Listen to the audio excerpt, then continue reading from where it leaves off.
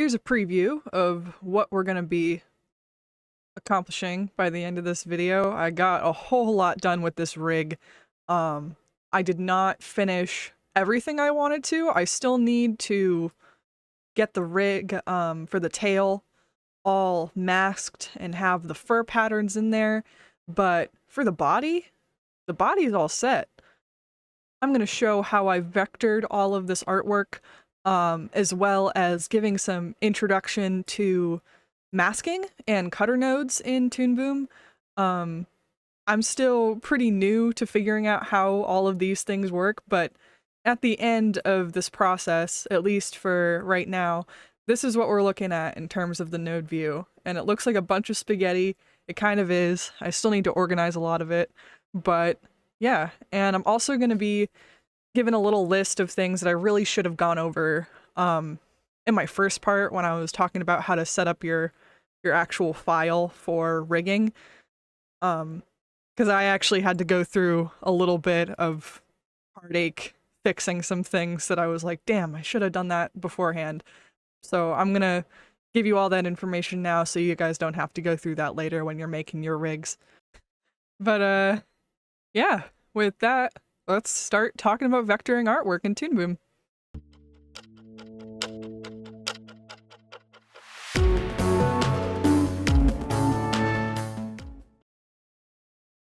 All right.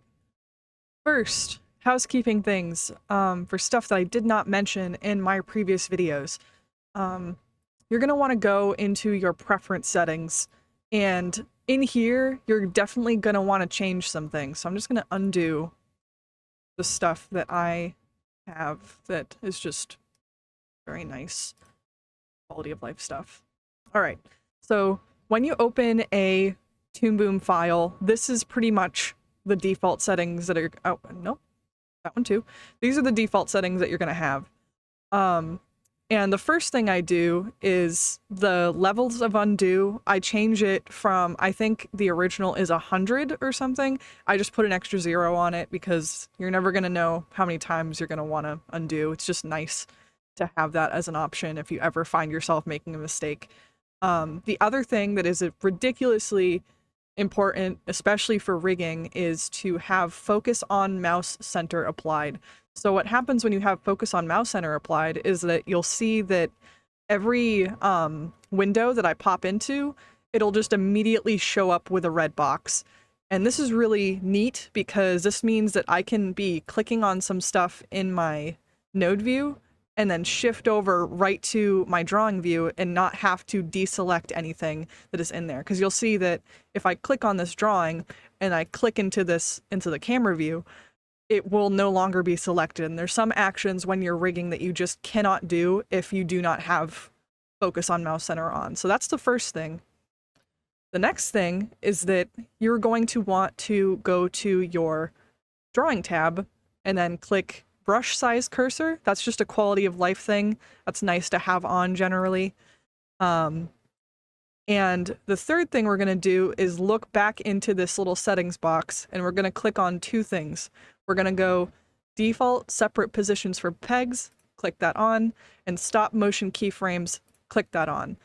Because the way that I'm rigging my puppet, I'm not doing any tweening between my my views. So this is good because it will not have any tweening between keyframes. It'll just be stop motion keyframes. Every keyframe is its own thing and it'll just switch to the next one. This is very important to have on. Just a in case scenario. And then the other thing is default separate positions for pegs. I learned this very recently, actually while I was rigging the puppet during like the vectoring process. I realized that this is something that I should have had on the entire time, and it made it kind of a pain in the butt to fix later on. And I'll show you why in a second, because what happened was when you have default separate positions for pegs, say I have a drawing here. Beautiful, love it. And then I click on Control P, and now I have a new peg. there's going to be two different options in the position window. It's going to be automatically set to 3D path if you don't have that setting turned on in your preferences. And this is bad because with 3D path, all of these are kind of connected to each other. And these are both good for separate things, but for rigging, you're going to want it on separate. For 3D path, your X, Y, and Z axis are all kind of linked, and you don't have a ton of maneuverability in terms of moving them independently from one another. And we want that flexibility for a rig. So I had it set to 3D path for all of my pegs when I was making my vector art and moving things around. And that made it awful for me because I was, moving these objects and say I wanted this to be moved over here. And I had that moved. Well, I'm not even doing that right because it's not on the drawing. It should be on the peg. There we go. Okay, so if I'm moving this with my peg and I move that over here, made a keyframe, fantastic. But then if I go back into here and I'm like, oh no, wait, this was set to 3D path. I want it back to separate. And I change it to separate. It's now moved it back to where it was previously. So all that work that I just did, moving something when it was in the 3D path position, I've now screwed that up and I've undone that all. So what happened with Screamer was that I had everything in the right position for the whole turnaround, but it was set to 3D path.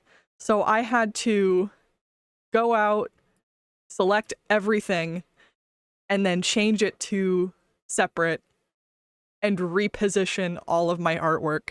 So I kind of, it was just really a pain in the ass. Oh my lord, it was awful. So yeah, don't do that. Instead, just go into your preferences, click default separate position for pegs, and you will have such a nicer time with it. You won't ever have to worry about it when you make a new peg. It's just, this is a beautiful button, and I wish I knew it sooner. So yeah. And the other thing is that I probably should have save scene automatically on.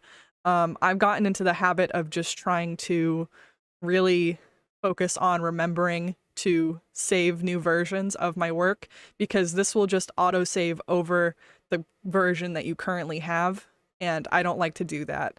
Because say, like, I have my new scene, version 01 technically, but I want to save it as a new version, I would do save as version 02, and I just like to do that really whenever there's a huge jump and change in my artwork, or in my progress, so I always have a backup version of that rig, just in case I want to go to something that was previously done. Say I want to go back to the circle rig and take a look at what I was doing there, and if there was anything I screwed up with.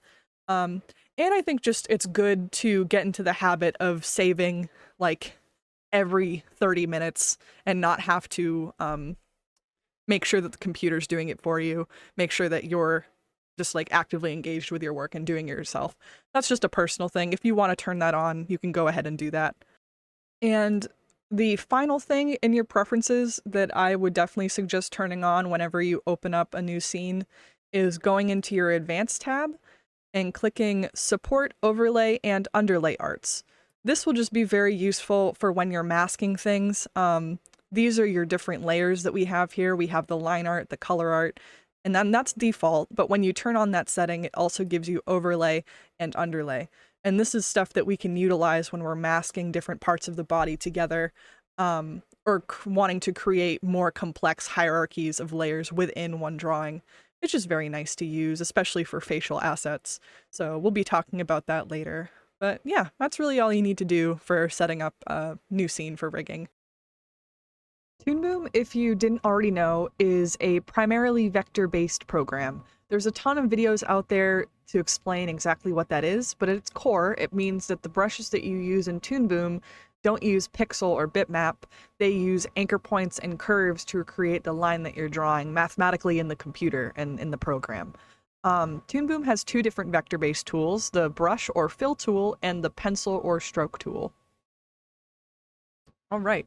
So the brush tool, that's this little icon right here. And the way this one works is that whenever you draw something, if you were to go to the contour editor and then grab any of these, you'll see that it's actually made up of, like I said before, points and lines, anchor points and curves. And all of these points can be manipulated as well as maneuvered with these little handles. And this is how you control the curve. So it's the same as any other vector-based program. You're just moving these curves, and that's how you can edit things. The other thing that's nice about the brush tool in Toonboom is that you have a lot of options for different textures that you can use. I use this a lot for rough animation, just because it feels a little bit more natural and a little bit looser. But it comes to be a problem, especially with point optimization, because you'll see that this is made out of like a bajillion points. And especially with a rig, you want everything to be nice and clean and easy to edit. And if I were to have a line that, say, goes around like this, and it doesn't quite connect at the end, and I want it to connect, I'd have to go in and oh, it's already doing some weird stuff.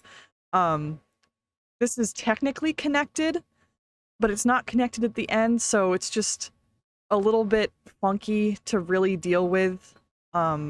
I don't recommend using the brush tool for any sort of cleanup or line work that you're doing, just because it's kind of it's a messier tool to use, and it's not going to be as enjoyable or as easy on the program.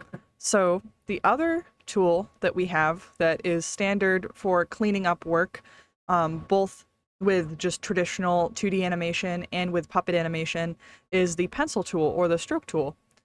And this one is a little bit different, because you'll see if I make a line and I go to my contour editor and I grab it, it's actually made of similar things. It's the points and curves, but instead of it being filled around the outside, it's almost like a skeleton within the brush stroke.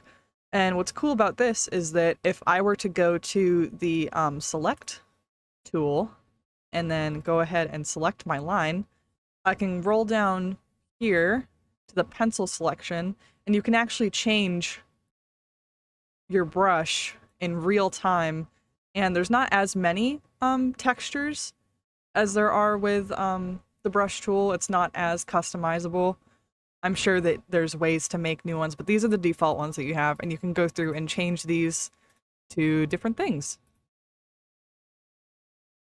Yeah.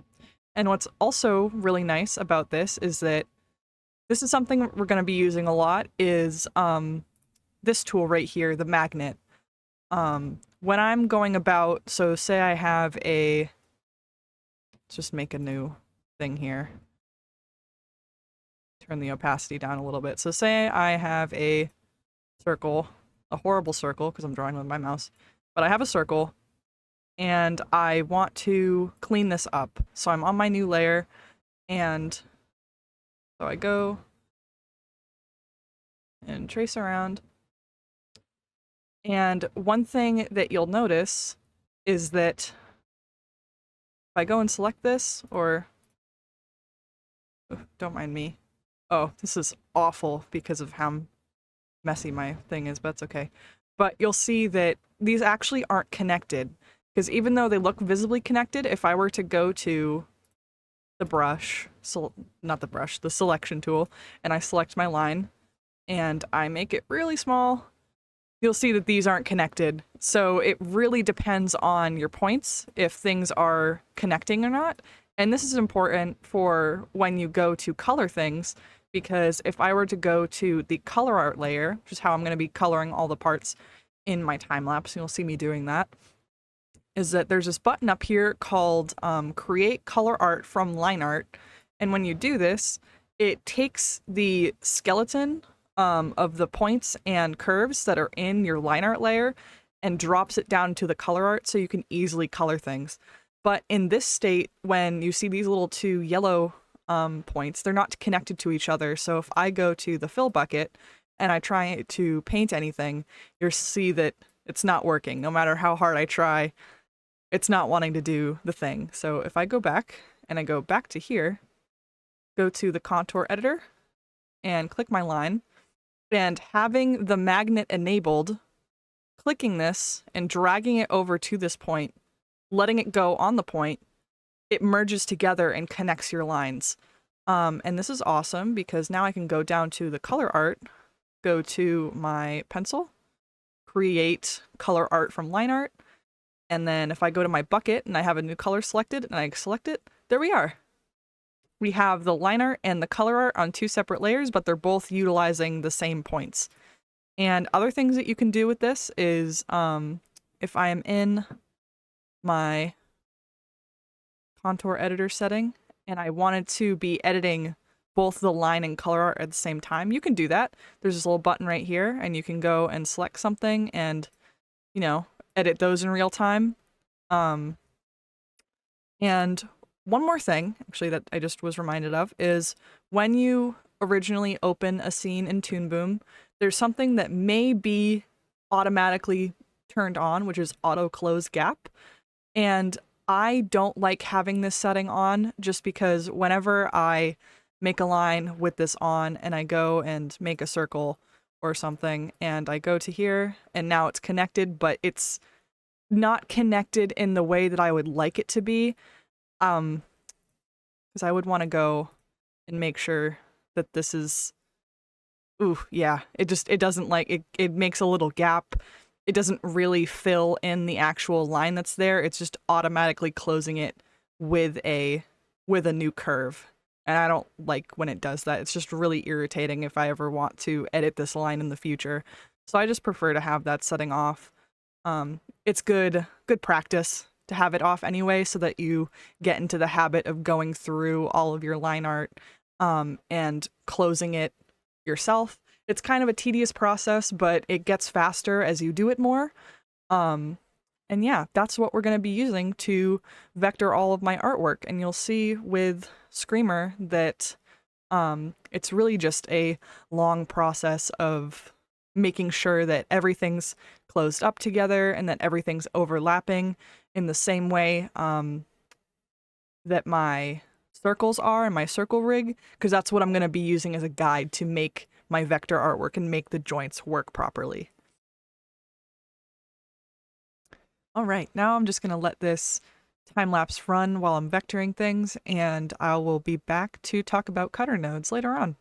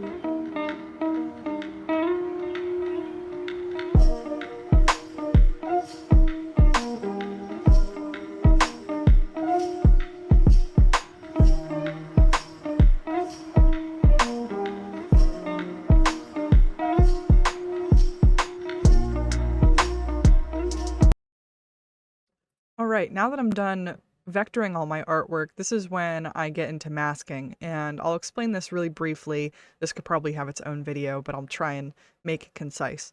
So when we want to mask things in Toonboom, say I wanted this green square that is only on the color art layer to be masked into this this circle here. Something that I can do is when you go into your node view and click enter, up cutter. This is what a cutter is. I already have one here. But essentially what this is just what Toonboom calls a mask. And the way we use this is it has two ports. The port that is blue that you run it into is whatever shape that you want to be masking into another shape. So say I want to put the square into the circle and cut the circle, I would plug the square into here and then plug the cutter back into there. And then the second thing I'm going to do is run a second line from the circle into this mat. And originally it doesn't do anything because it is currently inverted. That is the default setting for a mask. But if I double click and invert it, you'll see that it's disappeared. And if I grab the peg and move it over, you'll see that it doesn't do anything yet, because what I need to do is have the square be on top of the circle. So I can just move that over and have it like that. Because the way that composites work is that everything on the far left is going to be farmost in front of you, and anything on the right is going to be behind you. But okay, say I wanted to do something similar, but just have the line around the circle showing and not anything else inside. So yeah, if I want to have just the line around and have the green masking into the circle, you can do that too. The way you do that is a little bit different, because what we're going to need is to essentially split the line art from the color art and then sandwich the cutter in between the two. So how we're going to do that is I'm going to disconnect this and put this back to where it was. I'm actually going to disconnect that completely, because what we're going to want to do is take a line art node and a color art node. Again, you can grab these from this little click menu, or you can go into the node library and grab those there. And then I'm going to run the circle into the line art, circle into the color art, and then bring these down into here. And then what I'm going to do is reconnect my cutter into the square. And instead of having this run into here and then pull it in front of everything, I'm actually going to move it over one and have it sandwiched right in between these two. So that's basically the essentials of masking, is just the cutter, whatever runs into the cutter is what is going to mask a different shape. So the circle runs into the mat. The circle's being cut by the square going into it. A little bit confusing to explain, but that's the basics of masking, and auto patching is very similar. Okay, auto patching. Auto patching is a little bit different from masking for a few key reasons. The main one being that when you auto patch, it's only using the color art up until the edge of the line. So instead of going to the middle of the line where the fill is, it's only taking information from the edge of the line. And this is what we use to make joints, because when you auto patch, it will create a squared off line in between these two that you can rotate from. You will see that when I grab this, take this auto patch, and I'll run this from circle 2, this object, into the auto patch, and then out to the very front here. And then you'll see if I bring this one behind, then it works perfect. But as you just saw, if I do Alt and down in Z space, then all of a sudden the auto patch doesn't work anymore. And this is because with this setup for auto patching, it doesn't allow for cross auto patching between different objects. So we're going to have a little bit of a different setup to do that. And what we're going to do is disconnect both of these, and we're going to take a line art node, a color art node, and sandwich the auto patch directly in between them. And now we're just going to click Alt click, click Alt click, click Alt click. That's a shortcut for putting nodes together. Instead of like dragging each to the thing, you can just click the node that you want, click the other node, and Alt click, and perfect. There we are. So yeah, we're going to be doing that for these as well. I'm going to go to, oops, go to line art, put the auto patch in between, click Alt click.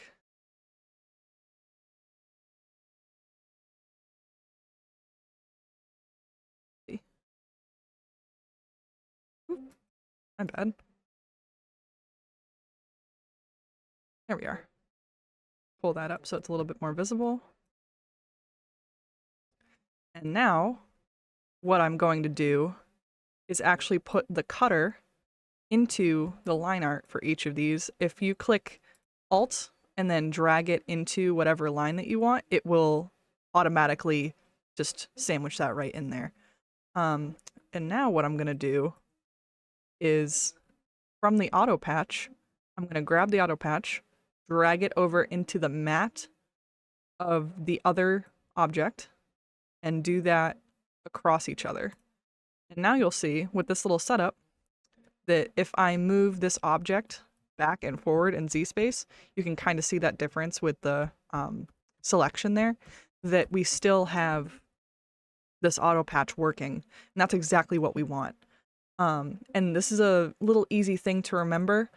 The way that I like to get this done really fast is just set up a little L of these 4 nodes and then just copy paste this to any drawing object that I'm going to be using a cross auto patch with. And that's what we call this, this little setup. It's a cross auto patch because these lines are crossing into each other to auto patch.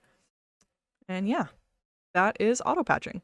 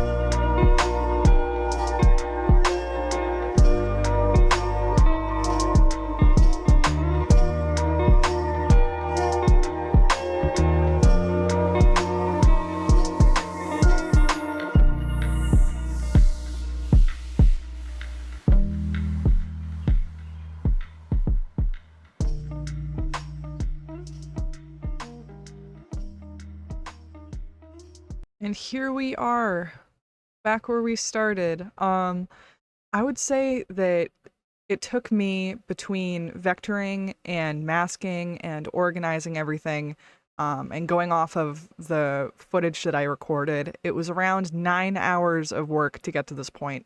And I still have some stuff to do. I mentioned overlay and underlay arts at the beginning of the video, but it's still something that I need to work on for this because essentially what I'm going to do is duplicate the line art onto the overlay and then just cut out the pieces that I don't want and kind of taper them so that this line and this looks a little bit cleaner.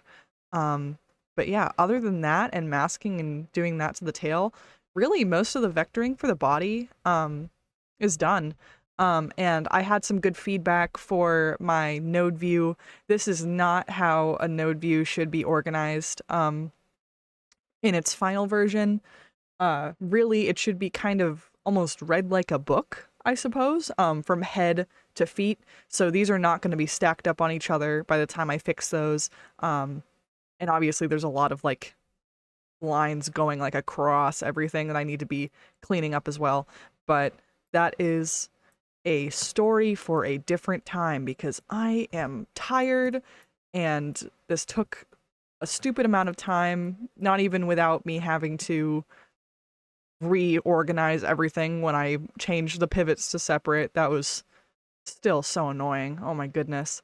But yeah, in the next video, I'm definitely going to be talking about parent hierarchies and maybe start doing the circle rig for the head and just keep on, chugging along, see what I can do. I think I'm at the point where most of like the really important stuff I've talked about, and from here on, it's just going to be like tidbits of knowledge other than, well, actually parent hierarchies are really important to talk about. So that's going to be more tutorial-esque. But after that, it's really going to just be me experimenting with the rest of this rig, especially with his head, and seeing how I can get that done. But yeah, if you guys enjoyed, I hope you did. Consider subscribing or dropping a comment of any questions that you may have. I have been just blown away by the support on my last 2 videos. I really am so happy that I've been helping some people and that I can share this process with you all because it's really fun. I'm enjoying it a lot. So yeah, stay tuned for the next part. I'll be probably posting some updates of what I'm doing because I'm going back to college next week and I will be away from home, so I am probably not going to have a lot of free time like I usually did during the break, but I'm going to see what I can do, see if my roommates will put up with me recording in my dorm. That'll be fun. But yeah, you all know the drill. Scram! Get out of here! Go drink some water, go eat some food. Rah.